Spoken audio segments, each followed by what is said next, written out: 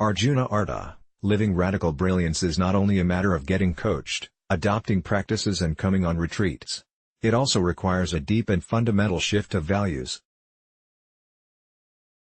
Radical brilliance means that we allow things to rise out of stillness. At the top of the cycle, 12 o'clock, is that part of the cycle where we relax into consciousness without boundaries, into something beyond the usual confines of the mind. We learn to relax and to hang out as that, enough that it can begin to vibrate and warm up. Those finest impulses of vibration become brilliant thoughts. They become waves of creative brilliance that are not coming exactly from us as individuals, they are coming through us. This means relaxing into the natural effervescence, the natural bubbling, which is inherent within the nature of consciousness itself. Those little impulses grow in intensity, they become intentions, intention becomes action, action becomes results in the world. They becomes brilliant contributions to the world.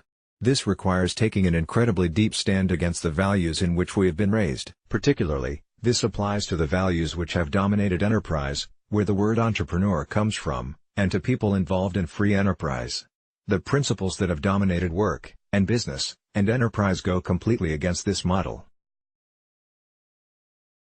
The Puritan work ethic, for example, is inherent within our religious frameworks. It arrived in America with the Puritans who came over from England. It is also inherent in the way the Industrial Revolution works and since then the Technological Revolution. It is based in the idea that you get results by working hard, by pushing hard, by stressing yourself, by exhausting yourself, by committing yourself completely to something and just giving everything. This involves a philosophical allegiance to depletion, to depleting yourself. That is how you get things done. You work hard, you get results. There is some truth to this old way. You do need to focus and work hard. That value set means that the harder you work, the more you push, the more you strive, the more results you are going to get. Of course, that ethic denies our essential nature as playful, not only playful like a child but playing with the big force that gives us life. Children are naturally playful. We were all at one time children, we knew how to play, we knew how to be joyful. Last year, my wife had the good fortune to visit the Achor tribe deep in the Amazon jungle. They had their first contact with civilization about 30 years ago.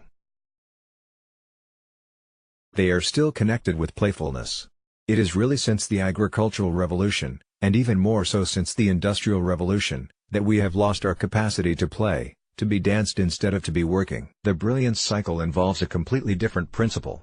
You learn to relax, to wait, and to allow things to bubble within you. In the beginning, they bubble just like a melody carried on the wind from far away. You can faintly hear it, but as it grows in you through your patience and your stillness, it becomes more definite. As long as you are stepping out of the way, it builds in its intensity, and finally reaches the point where it can become intention. Then, you surrender yourself and commit yourself to that intention, which all the time came through you and not from you. In a striving-based, effort-based value system, resting in emptiness has almost no value at all. The power of stillness is overlooked. To return to the naturalness where things can flow through you requires a fundamental change of values. We value nothing above something. In quantum physics, the unified field is the infinite source of energy. It is nothing. At the subatomic level, there are close to infinite amounts of energy. As matter becomes more condensed, we move from nothing to something, and we no longer have the level of energy available. At the quantum level, the other value set that radical brilliance challenges is the way we try and fill an unidentified gaping hole within ourselves with something from the outside. Of course, one of the more popular ways, culturally, is the pursuit of money, the idea that the more money you get, the more fulfilled you will feel. By now this has been completely debunked by all kinds of sociological studies. The idea that we can fill an unnamed gaping hole with money, or with power, or with fame, means that we overlook the value of being still, of waiting, of being danced, instead of taking nervous action. Some people get extraordinary results from coaching, they are unrecognizable after a few months. Why? It has not so much to do with what I say to them in the coaching sessions, or new skills, it has everything to do with practice. The people who get the most value from coaching, from working in groups or working in our one-week laboratories, are the ones who go deepest into practice. Practice is mostly to do with learning how to inhabit the whole cycle, learning how to rest in states of stillness completely enough that the vibration can start, and amplified to become more pronounced. My job is not to do the work for them, but simply to help people change their values, to change their value set from one that makes effort and striving and doing and achieving predominant, from one that makes acquisition, getting money, or fame, or power from the external world predominant, to a value set which places emptiness, resting, stillness, and waiting as predominant. If I can help someone to shift their value set, that shift in values is what makes practice the most important part of the day. It makes practice and changing your state of consciousness the supremely important thing. It is out of the practice, actually, that the results come. I have been fortunate to have this validated so deeply. I did 420 interviews with incredibly brilliant people, people whose lives are just overflowing with a sense of contribution, of fulfillment, of gratitude, where money flows easily and effortlessly, where relationships are playful, and where you have plenty of energy and good health into old age. There was always this essence, this key, of waiting and following an impulse that grows in intensity and becomes a contribution. One of my favorite examples at the moment is my friend Bharat Mitra, who I have known for about 30 years. We lived together in India with our teacher H. W. Lapunja, who is sometimes known as Papaji.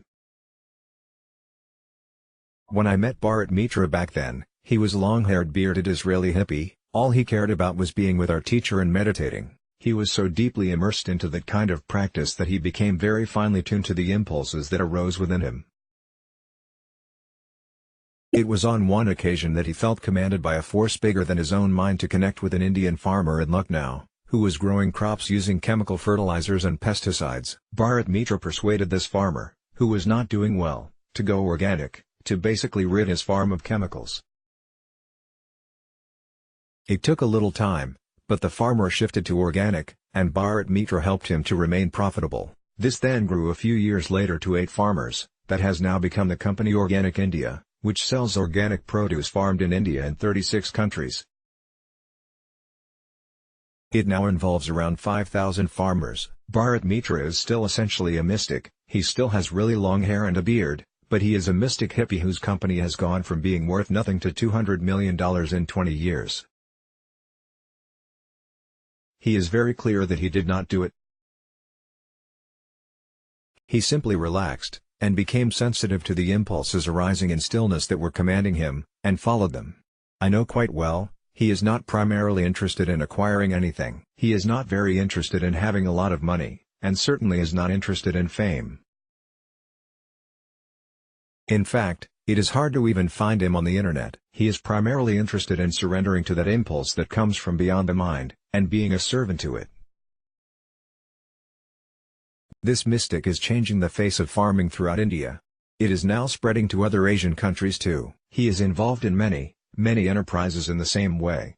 I have seen this with so many people. My friend John Gray, with whom I wrote Conscious Men, and who also wrote Men Are From Mars, Women Are From Venus, is primarily a meditator. A few weeks ago he wanted my son to call him.